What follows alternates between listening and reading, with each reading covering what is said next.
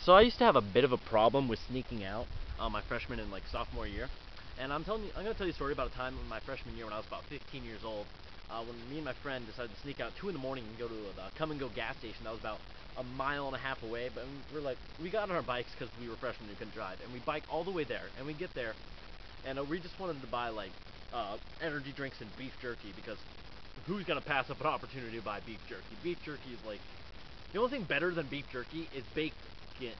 They should make bacon flavored beef jerky.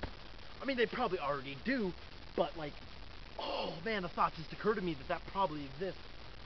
I really need to try that. After this vlog, I'm gonna go see if they have it. Oh, I'm gonna be so disappointed if they don't. If they don't, that should totally be a thing. Okay, back on track. Anyway, so we get our energy drinks and our beef jerky, and we go up, and the dude behind the counter's name is Matt, and he looks at us and he goes, Are you boys 19? And I'm like, oh, stop it, you. No, we're much younger. And he's like, well, I would highly encourage you guys to start investing in your 401ks. A few pennies here and there, and by the time you're much older, you could have a pretty good head start. And this whole time he's talking, I'm just sitting there smiling and nodding, and I'm like, I'm getting financial advice from a dude at Come and Go at 2 in the morning. But he was nice and everything, so we just got our stuff and we went to eat it outside the store by our bikes. And while we're eating and drinking our energy drinks, Matt comes out and he lights up a cigarette, and he starts telling us a story about how he was a running back at Florida State, but he broke his leg his freshman year on the first practice, and it was a career-ending injury. And you're looking at this guy and you're going, yeah, there's no way you were a college football running back. But he was harmless, so we let him tell the story. And while he's telling the story, this car rolls up with 2 dudes in it, and the windows roll down, and smoke starts billowing out. And I'm like, oh crap, that's sketchy. And Matt comes over and he starts talking to him, and he's like, hey guys, not tonight, I'm not selling tonight. And for the first time, it occurs to me, that's not a cigarette he's smoking. And I'm like, oh crap, I was so innocent, I didn't know. But about 10 seconds into this, an SUV comes in the parking lot at about 80 miles an hour and swerves into the parking spot next to them, like drifts in like an action movie. And this woman gets out, and she slams the door, and she goes, Michael, get in the effing car! And I'm just like, oh crap. And I turned to my friend and we're both like, yeah, we should totally bail out of here. This has gotten out of hand fast. So we start walking our bikes away, and we're trying not to be seen, but Matt sees us, and he turns to us, he's like, alright, see you guys later. And we're like, no, don't single us out, we're trying to leave. And but we got away, and I don't know what happened after that, but we lived, so that's all I care about.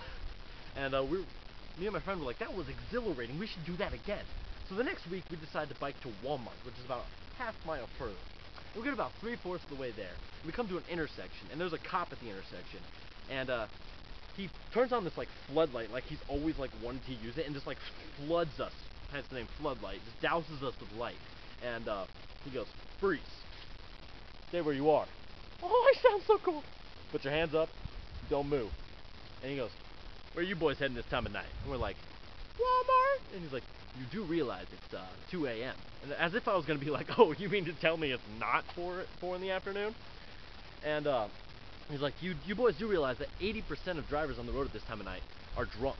And I'm like, I was thinking this, I didn't say it. I was like, you're the only driver we've seen. So you're basically telling us there's an 80% chance that you're drunk.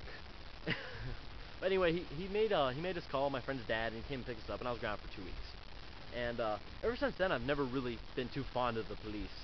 And like, even when I see one, like, I'm a fantastic driver, but if I'm driving and I see a cop, like, all of a sudden, I can't remember how to drive anymore. Like, I'll be driving on the highway, and I'll see a cop, and all of a sudden, I'm like, how the hell do I go straight?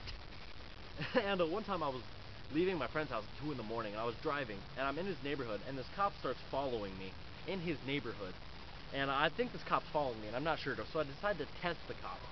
And I get to a roundabout, and I go around the roundabout once, twice, I go around 3 times, and the cop follows me around all 3 times. And at this point, I'm like, dude, I know you're following me. It's pretty obvious. It's not like I'm looking at you and going like, oh, must be another fellow roundabout enthusiast. No, I know what you're doing. So I leave the roundabout, and I go to a stoplight, and I get in the left turn lane to go home, and he stays in the straightaway lane. And I look at him, and he rolls down his window, and he just looks at me, and he nods, like a nod of respect, like, I don't know, like roundabout bros, yeah, I don't know. But I mean, and I'm like, what does that even mean? But the only positive thing I can take from that experience is now I freaking love going around roundabouts. Like, if you, every time I hit a roundabout, I have to go around about 6 times now. I mean, I just feel obligated to. I mean, if you haven't done it, I mean, you should try it. It's an absolute blast. But yeah, that's my story with the police, the Fuzz, la policía, depending on your nationality. And I just thought I'd share that with you guys.